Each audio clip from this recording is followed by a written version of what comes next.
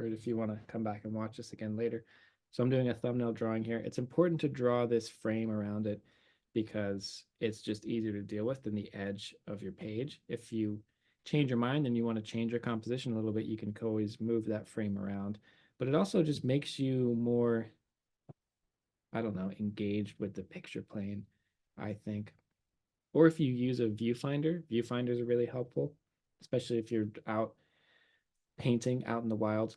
You can take your viewfinder and put it down on your page and just trace the inside of it, and then it's totally proportional to what you're looking through. Okay, back to this composition that or this image that we're looking at.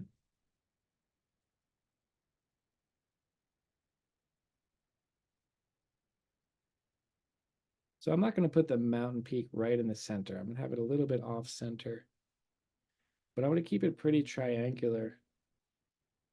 And there's that sort of like this big swooping curve down here that I think, I don't, there's something about it, and like the light shape gets really sharp and small and tighter. Like there's something that feels kind of fast about that. So if I can create that speed, and then the apex of that curve down here, I don't want that lining up directly under this mountain peak right here. So maybe that ends sort of a little bit before then, and then opens up more down there. But it's almost like I'm making a gesture drawing of the mountains. I also forgot about the diagonal shape across the bottom too. Let me do this again. Third thumbnail drawing.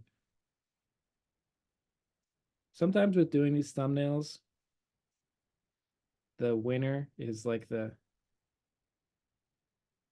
19th drawing or the 20th drawing. Sometimes it's the first one. But you don't want to stop at the fourth or fifth one if you don't feel totally satisfied with it yet, because the best one might be the sixth or the seventh one. It's almost like you're emptying your mental inventory, one thumbnail drawing at a time, to get to the good one. So I like this diagonal of the foreground here across the bottom. I want to think about this amount of space and how that relates to the amount of space up here with the sky. This one's sloping up in this direction, so I could fight that and go in this direction, or it could be sort of an echo of that.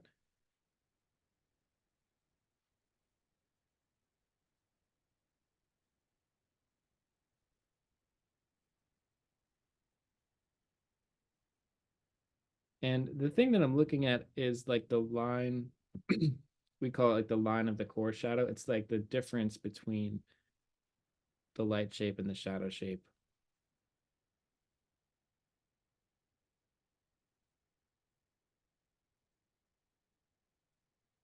As if light and shadow were like positive and negative space almost. And I'm taking little pieces of some of the details I'm seeing, taking what's useful, leaving the rest. I like this curve going up against that curve. That too creates some kind of tension or movement.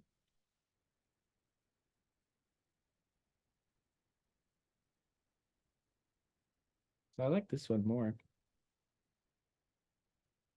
Again, the thing I'm after here is not detail or complexity.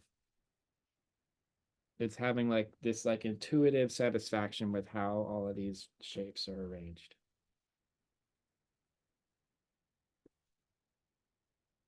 If a painting is like an orchestration of all these tiny little relationships, whether it's value, color, edges, lines, and shapes, I want each shape to relate to the adjacent one in a way that feels good. So I can start thinking about which of these are going to be the darker shapes, which are going to be the lighter. This composition especially, it's really just like a map of the shadows and light shapes. We're mostly just going to be using the blue pigment and the white of the page, but filling these in with a solid value. even if it's just like a light mid-tone, can help show that how we can like negotiate that balance a little bit of light and dark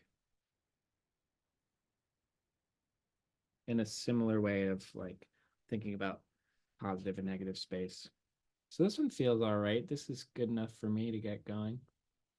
It's not a photorealistic ballpoint pen drawing. It's really just about putting the right shapes in the right place.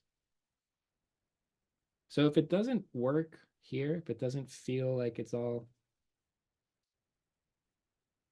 considered at this stage, maybe rearrange it to make it feel better. I'll stay in this zone of like rearranging stuff without making it more complex as long as I need to. But adding information, adding complexity doesn't always make it better. It just makes it more complicated. So if it's simple but bad, making it more complex is just going to make it complex and bad. So I like the post-it notes because I can just put them right next to me there and have them look back at me while I paint.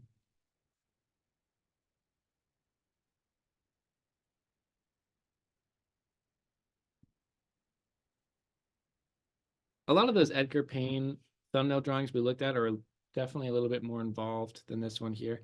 I'd say just pay attention to the edges of the shapes and how they relate to each other. Try and have good corners too for your little frames that you draw. Sometimes I see student thumbnails that are really rushed and the square, the rectangle itself is really vague where things begin or where they end. I'm being really careful about like the relationship of these shapes to the corners and to the sides. I know exactly where each of these begins and ends. So even if it's not that detailed, that doesn't mean it's careless. Loose doesn't necessarily mean careless. Just like detailed doesn't necessarily mean thoughtful. You could copy details all day and not have a single thought. Okay, so I'm gonna go for like something relatively similar to this.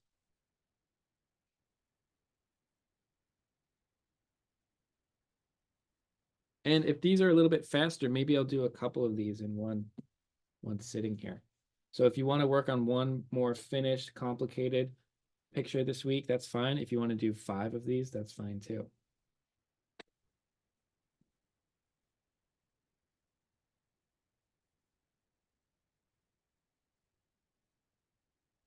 Might start out with this larger flat brush.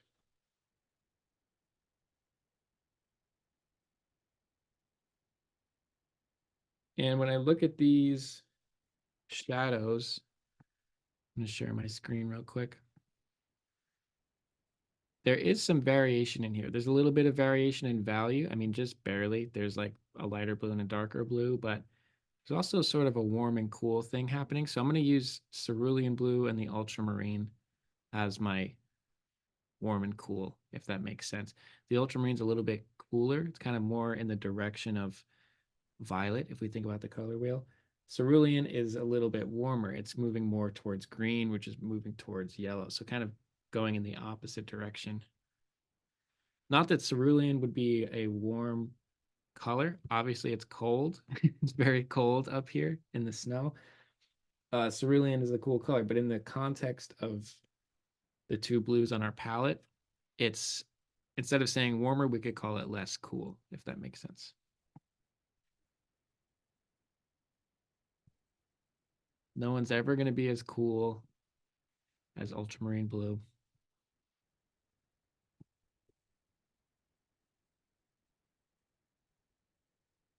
Was anyone able to download that PDF, the longer one with the full book?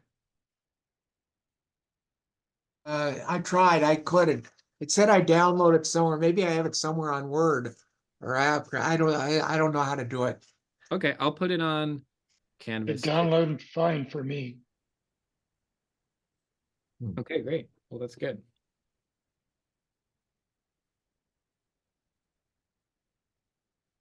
I'm going to start off with a mix of cerulean and ultramarine together.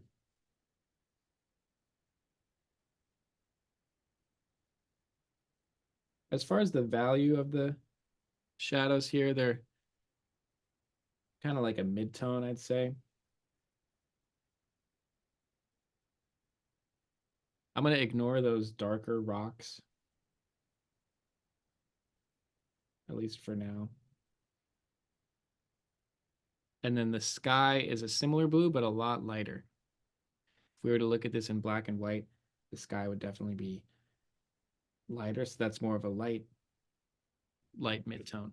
And then there are some really subtle tones within the light shapes that we can look at later. So we want to think about the shape of the shadow. We want to consider the edge. If it's a softer, let me share my screen one more time. If it's a softer, slower edge, like along here, we'll use more of a wet into wet approach, adding some water and kind of pulling it to make that slope more gradual.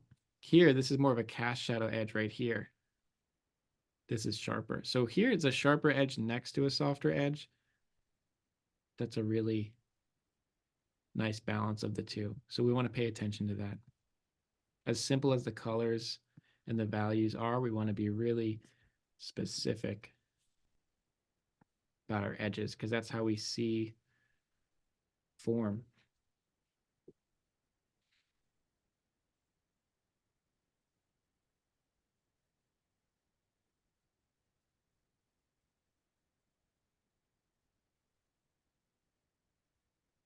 So I'm looking at that big shape through the background there just as one big brush stroke. Remember to try and think in brush strokes or try to see in brush strokes one stroke at a time using the right brush for each move that you're making.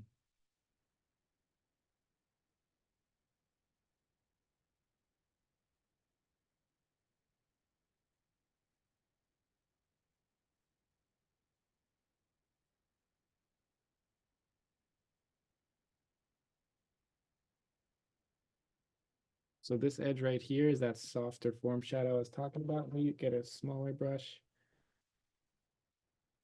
Just gonna go in and add a little bit of clean water to that one edge. Make that transition a little bit smoother.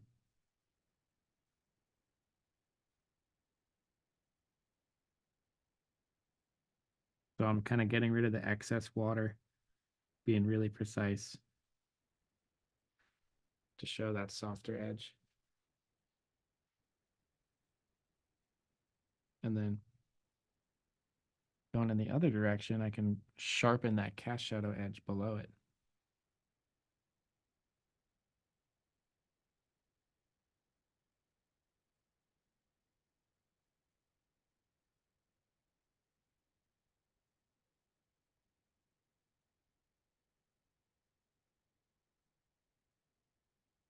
Tough. We have to be quick with watercolor to simultaneously step back, look at the big picture, and then notice a small little thing like that. We dive in and get really close and really specific and purposeful. And then we step back again to look at the big picture again. Remember, you can't see the big picture and the really close up detailed one at the same time. We have to multitask. You can think of your attention like a floodlight and a spotlight, being able to do both, but not at the same time. Learning to switch back and forth is a useful skill.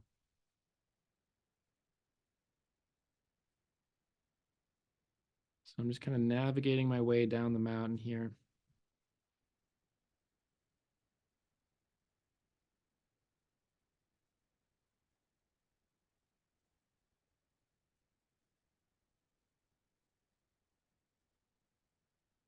I'm looking at my thumbnail drawing as much as I'm looking at the photo.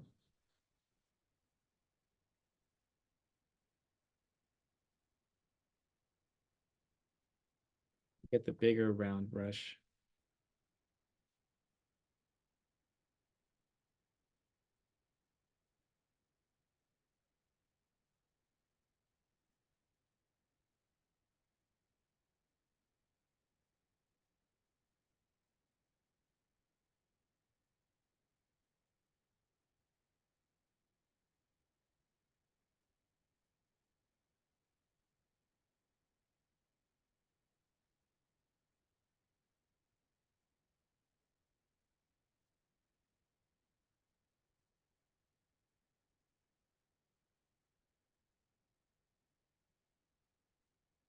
don't know why it's so hard to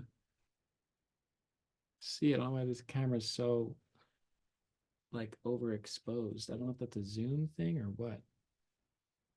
Maybe if I zoom in a little better. Like it's overexposed, like the light of the page is too bright.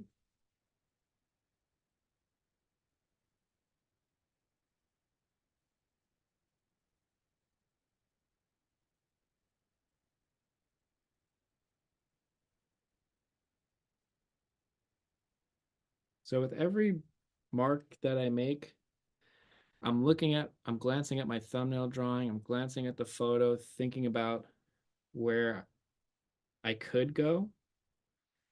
Ultimately, I'm looking at my painting and trying to think about the big picture, looking at the whole thing, the whole composition, and thinking, what is the brushstroke that's going to serve the whole picture in the best way? And I'm not trying to make you anxious and overthinking every brushstroke. I don't want like being aware of your brushstroke to make you feel paralyzed with anxiety that you might not do the most perfect brushstroke. That's not my point.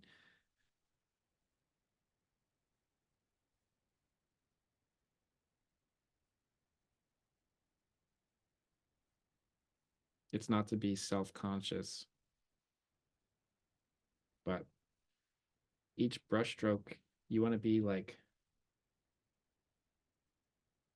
I don't know what the right word is,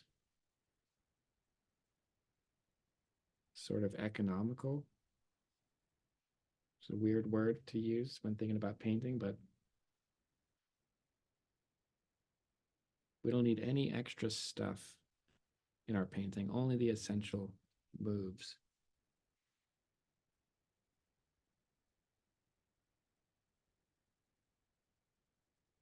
Kind of like,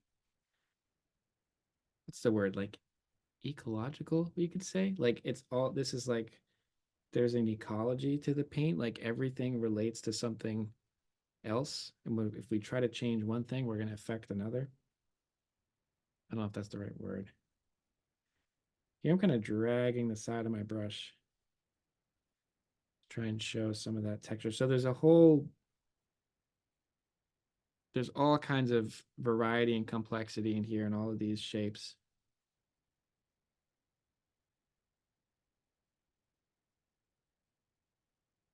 So let me share my screen real quick. I'll try and do this fast because I don't want to lose what I have going here already, but here's what I'm thinking. If I look at the photo, there's a pattern here.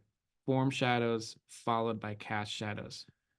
So the form shadow is, we could think of this as a horizon line. As the form turns away from the light source, which is the sun, it's a slower transition. And then that same form that the form shadow is on, that same thing, it's like this big bump right here, is casting a shadow onto the space below it. And that pattern repeats itself all the way down the mountain. So if we can understand that pattern, we can apply that to the pieces we've put down here. So let's see, if I build out this shadow shape right here, this has a sharper edge to it right there, cast shadow from a different thing.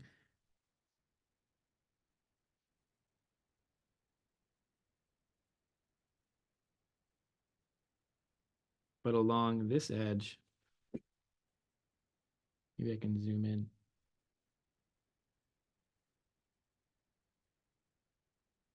Sorry for the glare.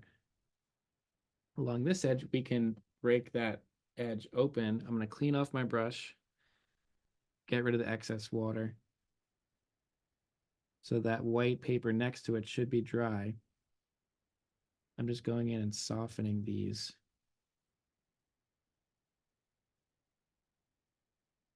With a clean, damp brush, pulling the pigment into there to give me a slower transition. And then down here, I'll sharpen that up and make it darker with the same color. And that should give us that form shadow into a cast shadow pattern. I'll do the same up here.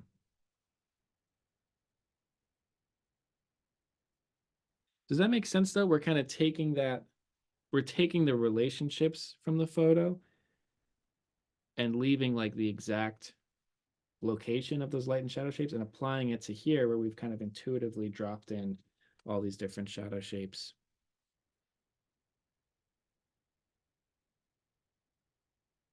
And just using those little relationships to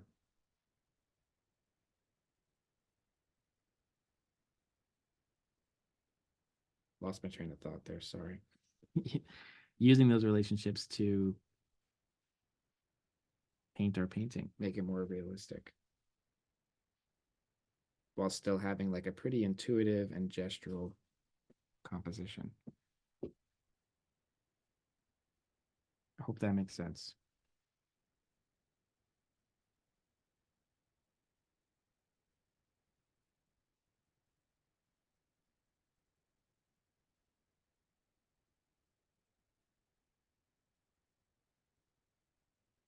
So before that dried, I just wanted to pull out one more little light shape within that shadow shape. And then maybe I can do the same thing there. A form shadow, a softer edge followed by a sharper edge. Let's see if it works. So sometimes you have to use your paper towel or your rag to finesse this a little bit.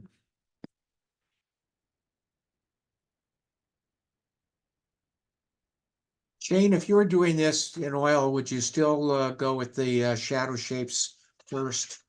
Yes, I would. I kind of do the same thing. I'm drawing in the shadows, leaving the light shapes, and then I would mix a color for the light shapes and paint those in, and then those two can inform each other, and you can be specific about those edges in that way too. Here we're using the white of the paper and water, so it's a little bit different, but same thinking, same like way of seeing it all.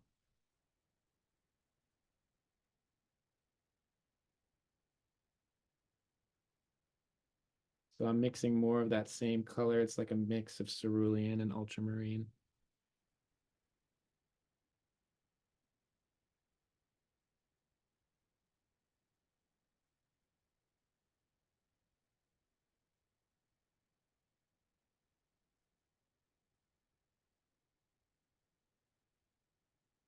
It's easy to overcomplicate these too. If that's one thing I definitely learned painting there in person was don't try to capture too much. Just focus on what's important, like just intuitively, and just I don't know. It's a skill that I feel like I keep relearning is just knowing what to not just what to leave out, but how to leave stuff out and what that feels like. So I'm trying to see this whole the light shape versus the dark shape again in the big picture and how that is going to like push the viewer around.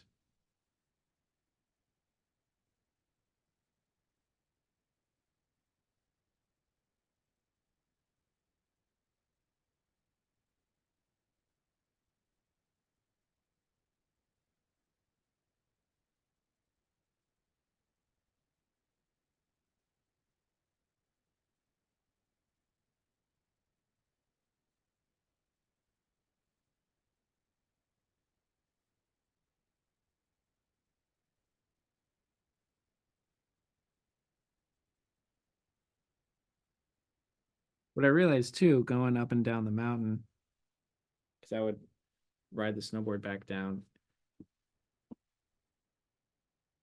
between paintings. Um, like skiing and snowboarding is pretty much the same thing. It's all about judging form, trying to understand the shape of the ground in front of you. The difference between a form shadow and a cast shadow might be the difference between am I about to roll down this hill or fly off a cliff? It all depends on how the light and shadow shapes are informing each other.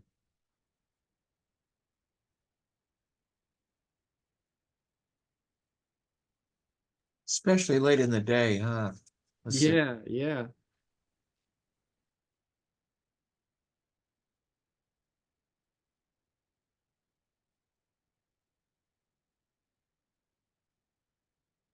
Especially when they've got really good wine on top of the mountain.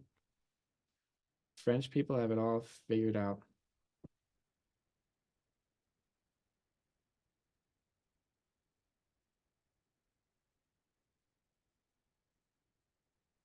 But again, that's why value is so important. And I've talked about that with like understanding the light and shadow, like how the values inform each other. That's how we navigate physical space. Like we know where one thing is in relation to another because of the light and shadow shapes.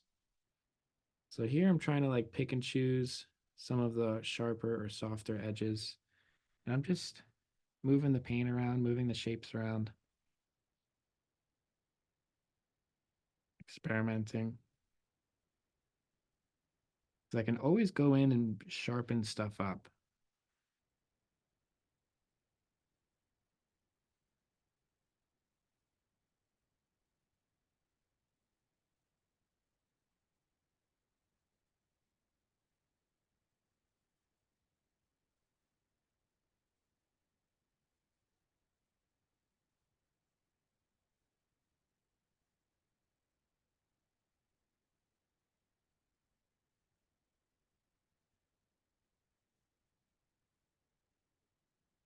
But it's harder to make an edge softer once it's already dried. We can up to a certain point.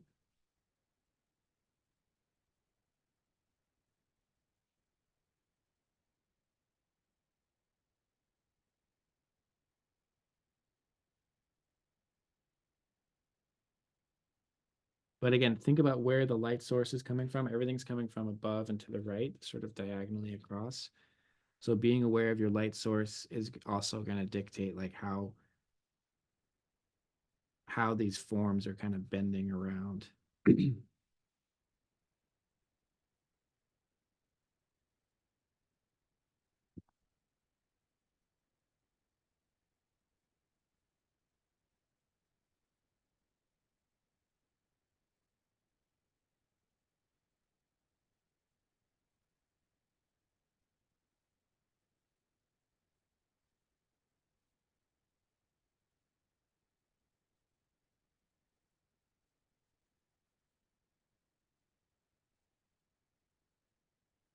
But I could stand here and just rearrange stuff without becoming more or less detailed.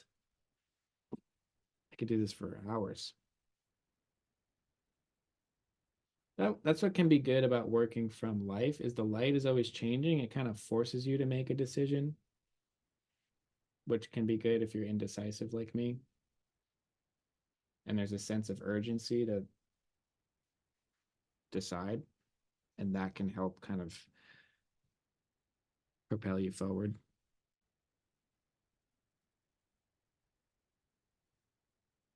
See, I like this edge right here kind of directing us downward.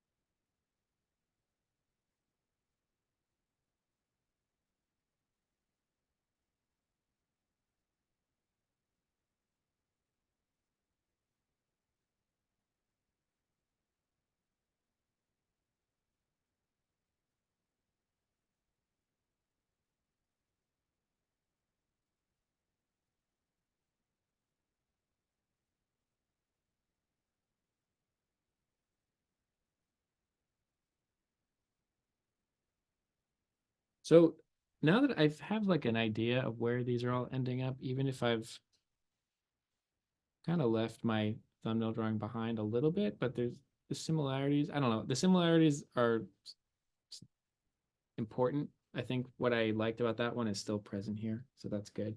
What I want to do now is push some of that color, especially this shadow over here is one of my favorites, and I feel like it's like a high contrast area.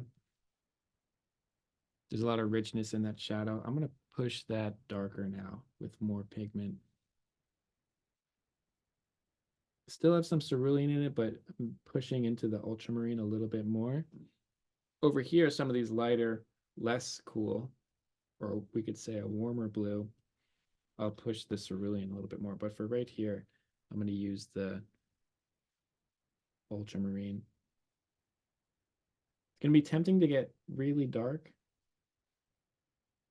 Keep in mind, just there's light everywhere because of the snow. So even the shadows have a lot of light in them, just being reflected.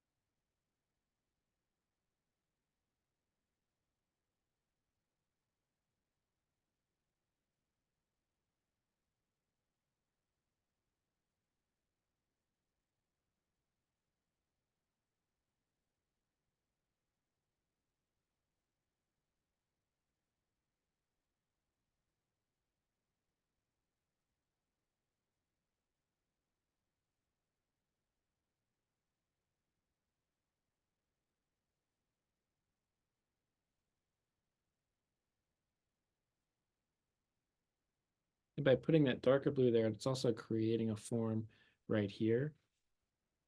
So I could add these layers in. There's another form in front of that that gets darker right around here. So I like all those gradations.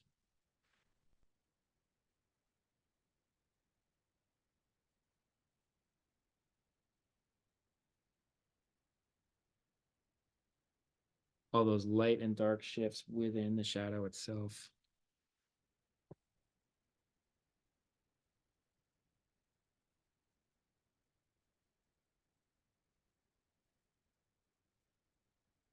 And here in the foreground too. Maybe I'll leave some of that texture. Not sure why I did that, but I did, and I don't mind it. If you feel like your brush and your hand want to do something, they might be right.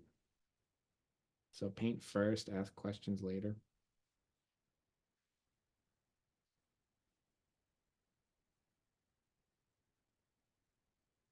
Unless you feel like your hand and your brush are generally wrong, then then don't trust them.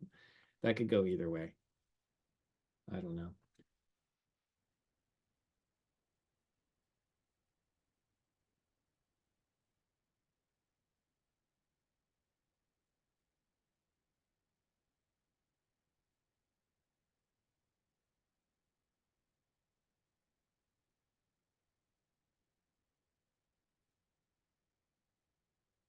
I'm gonna soften this edge again. Sometimes like a soft edge like this, as we layer things and make them darker, a soft edge has to be maintained each time.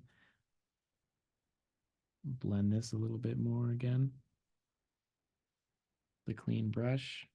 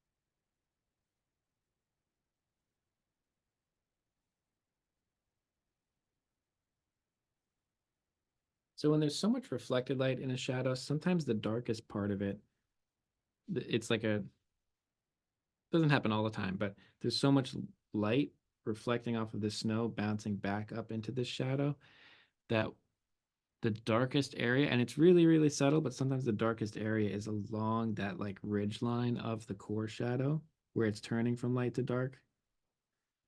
That reflected light isn't hitting that certain point, but it's not quite getting hit by the sun either. And we get that it's like a line of a shadow through something.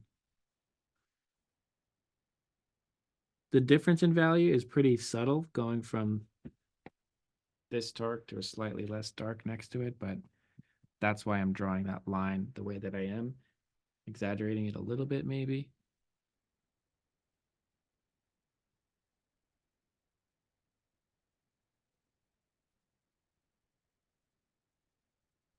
But something to consider. I'm also trying to just push the contrast in the edges. Remember, we can have different kinds of contrast doesn't necessarily mean value. It could be softer, sharper edges. It can be in warm and cool colors. Although most of this painting is cool colors.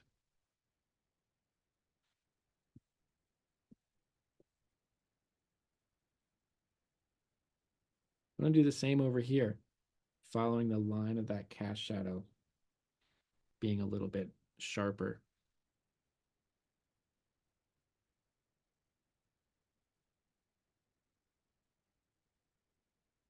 So the sharper edges being wet into dry.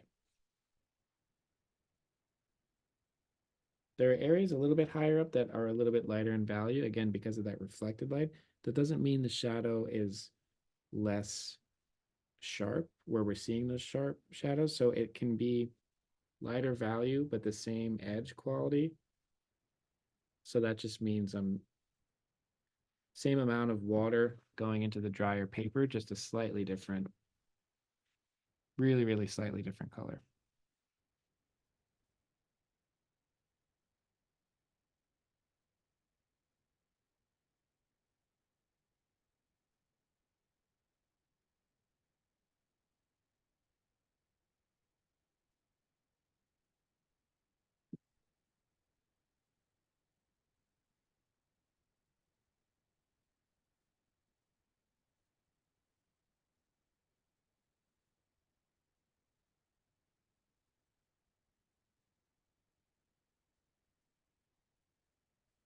So like in here, like inside of this little valley in the shadows here, it's just a little bit slightly darker blue. You could think about how those pieces of those brush strokes are affecting the composition. The way everything's kind of moving this way and then coming up here and then slanting down more quickly like that. That's kind of how I see it. Remember, like, think about how you are like experiencing the image. That's part of what you're trying to communicate here.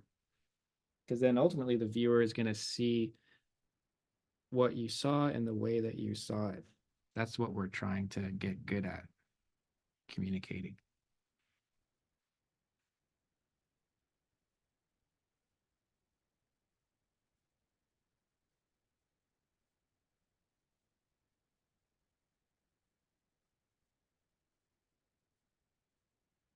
I'm already catching myself here. That was maybe a lot of the same brush stroke over and over again. So I'm going to try and switch it up. Larger and smaller brush strokes, not just the same thing kind of stamped all over. Sometimes I find myself like noticing, I'll make a mark and be like, oh, I like that brush stroke. Therefore, I should do more of it all over the painting and the whole painting will get better. That's not necessarily the case all the time. Don't have too much of a good thing.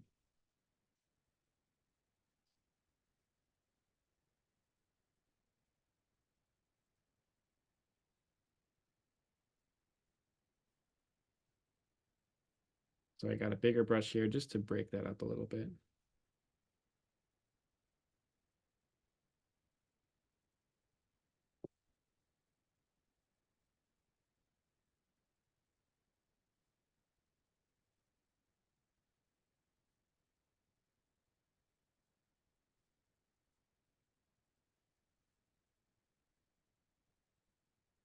I'm gonna let all this dry before I mess around with anything else.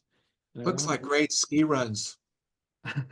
well, that's what's fun about these kinds of paintings I'm noticing is yeah, there's similarities between writing and painting and like just the visual path and I don't know. I had a lot of good talks with my host out there he's one of the best snowboarders I've ever been around and I kept telling him that snowboarding with him was like a drawing lesson and I would snowboard behind him and just trace his line Wow. because you look at the snow empty snow in front of you you can kind of choose your own way down. I don't know. That's it. It just felt so similar to drawing. I mean, it is drawing. But now was your wife snowboarding with you? Three of you? No, she was 9 months pregnant. Oh, right.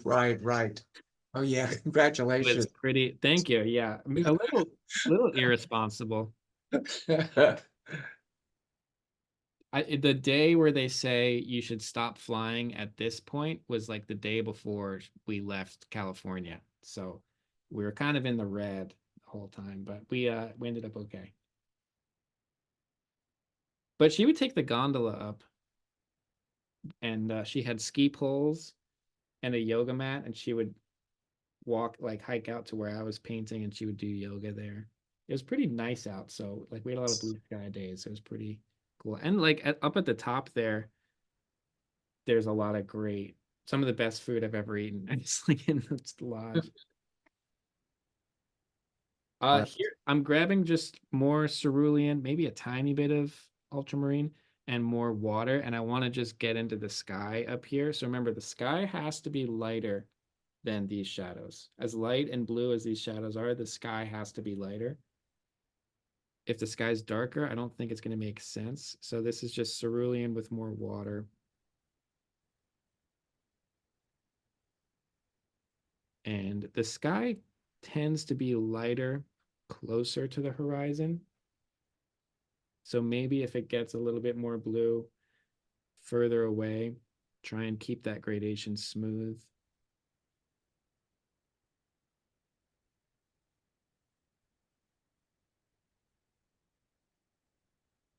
Maybe we should have painted that first. Maybe that's my fault that this is bleeding a little bit. So make sure that's dry as you pass over it. But maybe I could just sharpen that up later too. But I just kind of like attacking this specific kind of painting with the shadows first.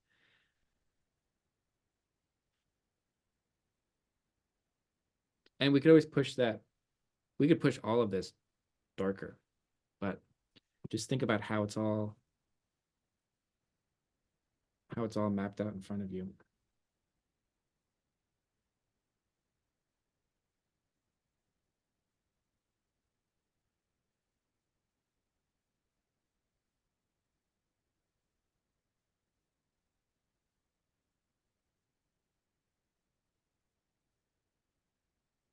So if you work on this one for a few more hours, or if you've already made 5 of these, both are, neither is right or wrong. There's no right or wrong way to do this.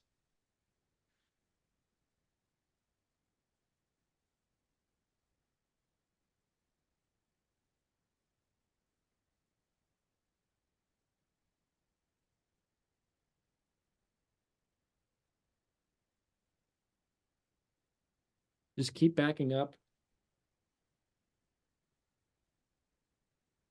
and keep asking yourself, is the mark I'm making helping? Like in what way is it serving the composition? And that's easiest to do if your composition has some kind of a purpose. Like I said, I feel like it's kind of how we navigate around the picture plane, if I can make that dynamic and something that kind of keeps refilling itself, that's kind of what I'm after. But if your composition doesn't have any kind of purpose, it's harder to, there's no goal to move towards. Maybe the purpose is just to make it look like the photo. That alone, there's plenty of work to do for that.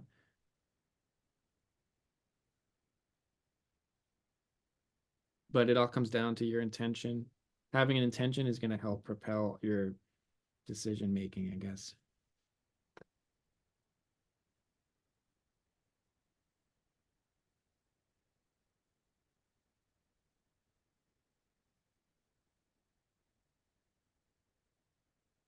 See, maybe this is too much of the same mark right there. Maybe I'll change this up. Maybe I'll get rid of this one and then pull the light out in this direction.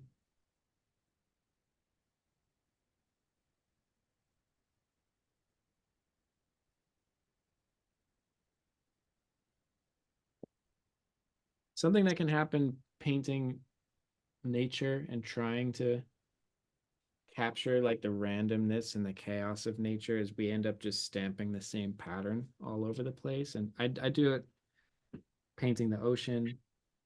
Maybe you've painted a tree before and all of the leaves look exactly the same. Every branch look the same. I think it's because we look for patterns and try to, patterns are useful if we can reuse them or recycle them. It makes everything easier. And I feel like so much of our vision's based on those kinds of assumptions that we can kind of overdo it with the patterns. And like that's where we end up with like the same brushstroke over and over again. So I know I try to do that. I'm trying to be aware of myself doing that. Just because it's a habit. So if that's something you do, it's okay. Just if you can catch it earlier, it'll be easier to fix.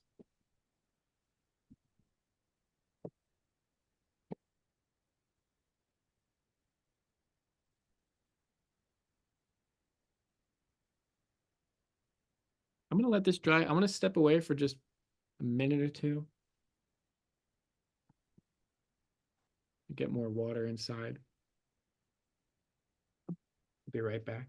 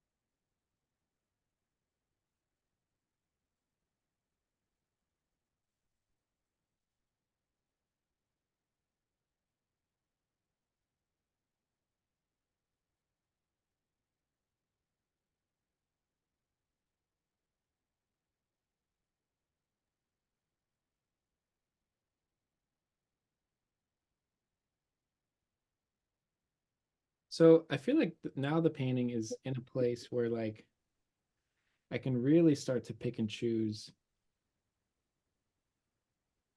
areas of interest or contrast or both. I've already kind of started, like I mentioned over here, pushing not just the value, but the sharpness of certain edges. So I'm going to take that a little bit further, being a little bit more careful. Use a smaller brush.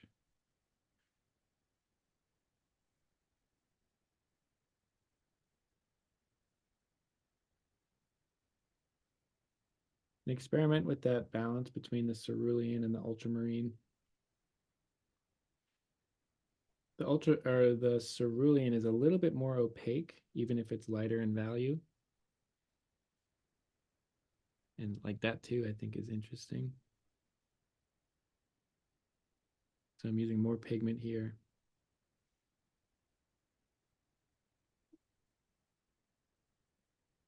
to carve out some sharper shapes.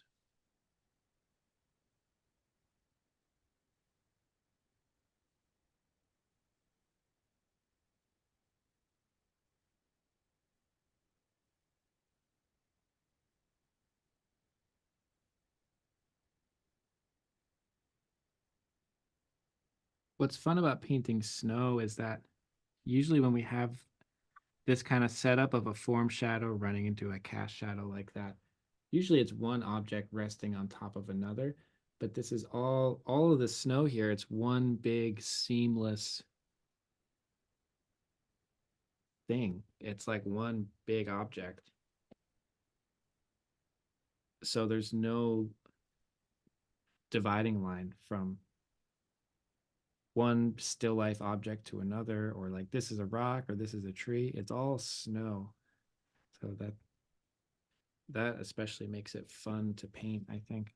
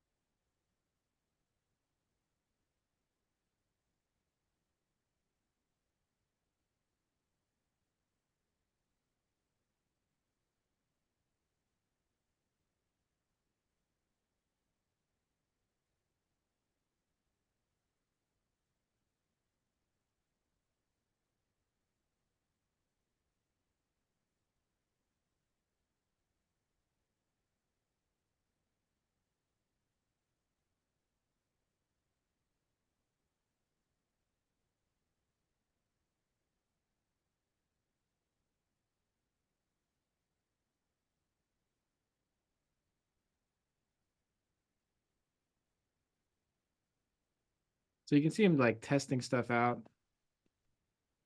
and erasing it. Not really liking what I'm doing. That was just a little too dark. But I was trying something out with texture. I like picked up some pigment and then dried my brush without cleaning it to like get rid of some of that moisture, but keep the pigment, and that's going to give you a more textured brush stroke.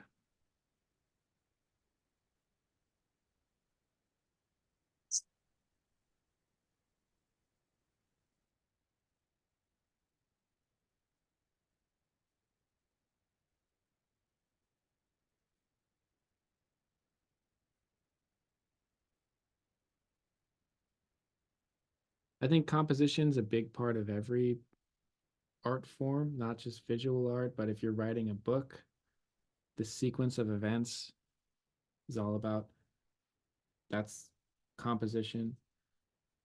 If it's making a movie, there's composition not just in the storytelling, but also just from frame to frame, how each shot is composed. Music has to be composed.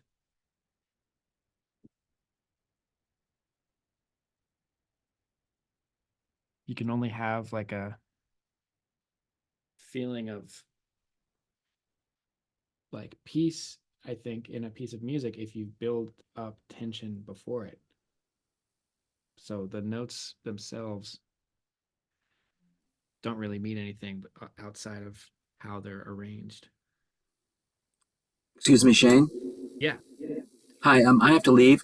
I was just wondering, on the rocks that are on the upper slope there, are you going to come in with a darker color and just drop some rocks in there? I have a feeling I'm going to just ignore them. Okay, That's my impulse. But that doesn't mean don't paint them. If you want to paint them, give it a shot. They're okay. probably lighter than you think. The ones closer are darker, the further away ones are lighter. I found that out. Yes. Yeah. Okay, thanks. See you No, next time. see you next week. Bye bye. Bye.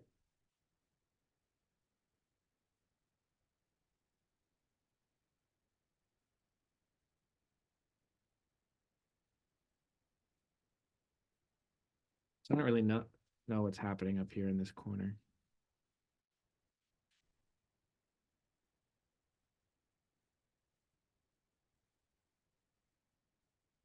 If anyone's following along step by step, make sure you give yourself a few seconds delay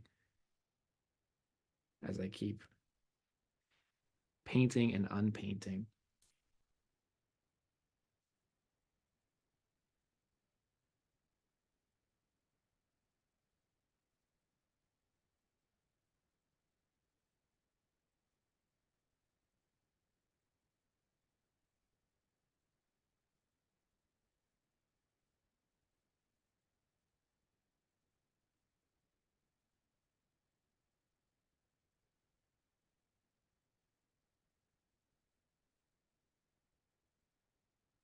So you can really see the ultramarine up against the cerulean almost looks kind of violet. It looks like there's even, I don't know if it's showing up on the screen, but in person, this almost looks like it could have some red in it, even though it doesn't.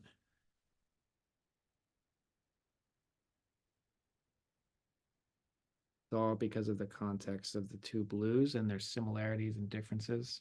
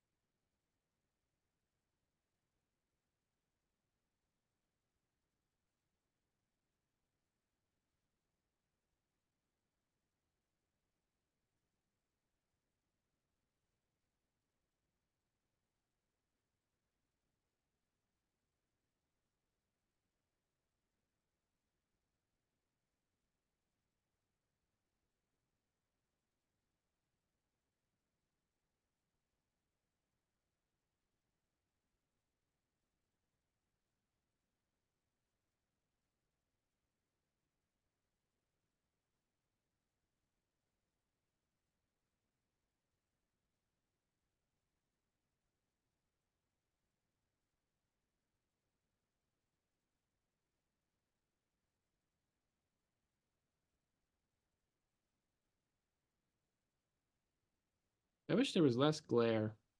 Okay, maybe that's a little better. Maybe it's not.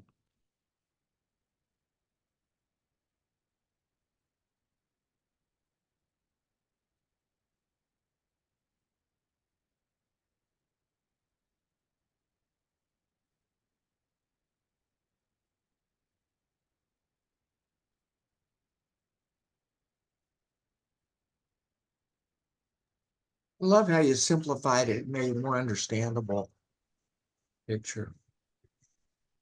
Cool. That, like with the painting itself, Yeah, like yeah, I'm just kind of taking what I like about the picture and leaving what I don't think is as interesting. And like something that doesn't always happen, it's not always a conscious thing. I mean, a lot of times it's usually not when we copy something. Like if we're doing a portrait, we tend to make the eyes bigger because we spend more time there. So that too is a record of like how we're seeing something because we're looking into a portrait's eyes more often and with more attention. So they kind of grow bigger. The same thing's happening here, but I'm like more aware of it and picking and choosing. Like I like this shadow, but not that one. But I like how different aspects of different pieces and just rearranging it however I want.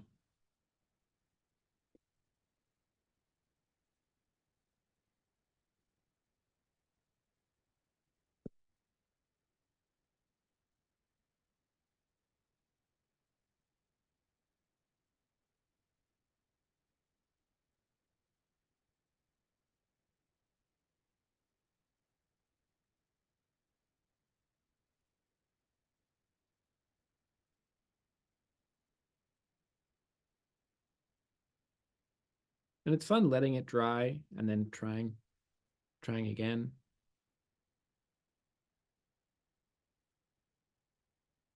Even if I commit to a shape, it's a little bit different each time.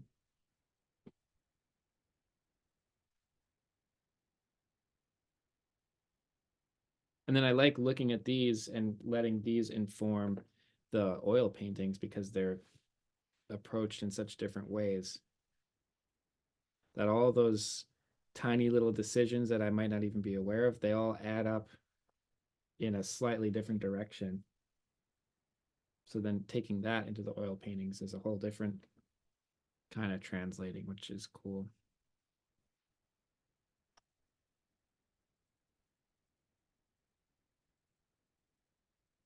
Tempted to add in those rocks up there now.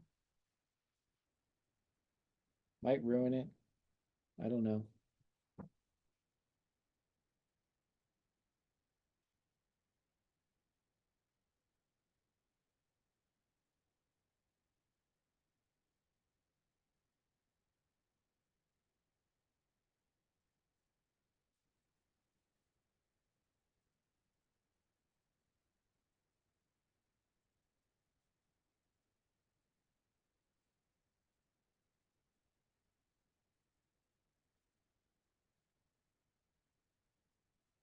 There's some layers in here near the top that are interesting, how there's slightly different colors. There's tiny little edges. I'm going to use a smaller brush. See if I can carve out some of these.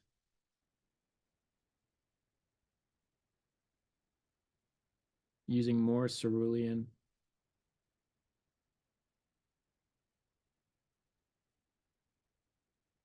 It looks a little icier in there, a little bit colder.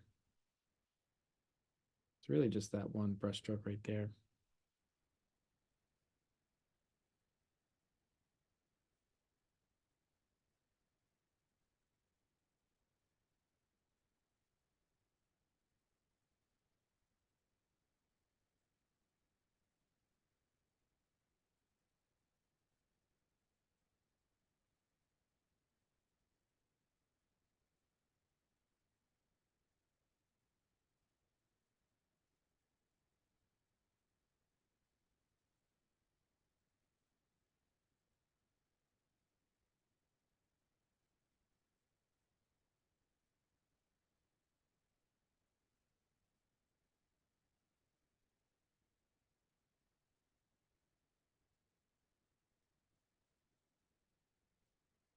I think if I do get into some of those rocks, I'm going to let this dry like 100%, 1000% dry.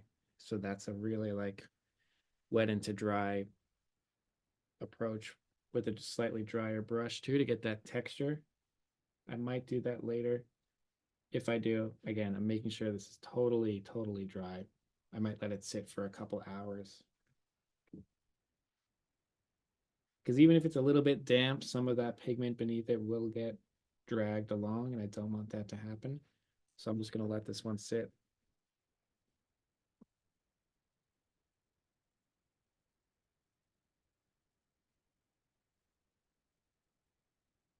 So for homework, just continue on this painting that we're working on here. And if you want to do more than one, I recommend it because I've painted this same thing a few times now and it's totally different each time. I did the same exercise with my oil painting class. Grab this one here. And you can see it's a similar painting, but a kind of a different picture. Similar sense of movement and everything, but different brush strokes, different way of looking at it all. Which was more fun for you? I'm thinking you're liking watercolor better. I like how fluid this one is. This one was my favorite so far. This one feels a little like bulky or kind of like chunky or something. Sometimes I like that more. I don't know, something about the colors is a little, I don't know. I kind of like what's happening here more right now. I'd say normally I feel way more comfortable with oil paint and kind of more in control, but I think maybe that sense of control can really hold us back sometimes too.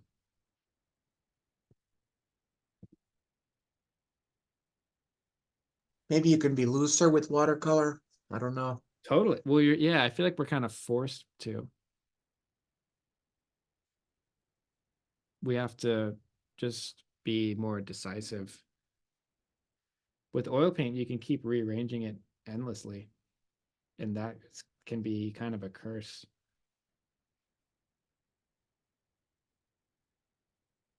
So I'm pushing this shadow again. I should probably stop. Just wanted to push that edge a little bit more. Maybe it's too dark now.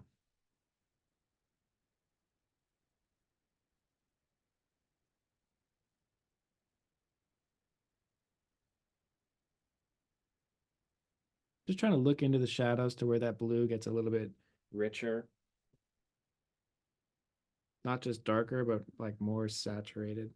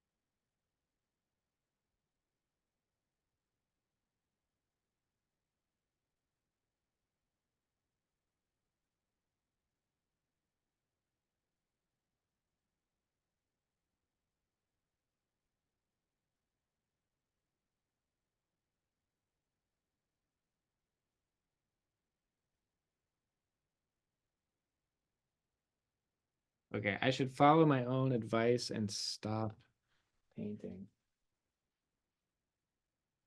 See, because even if you can add details, doesn't necessarily mean that we should or that it helps. That is a hard thing to learn and relearn and relearn. I can't seem to learn it.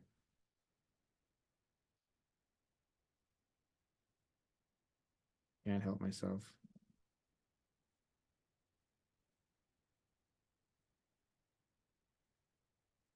I don't know. Every brushstroke changes the picture. That's really all it comes down to. For better, for worse. But I hope that was helpful today. I hope you had fun with it. This is kind of a looser, more fun thing.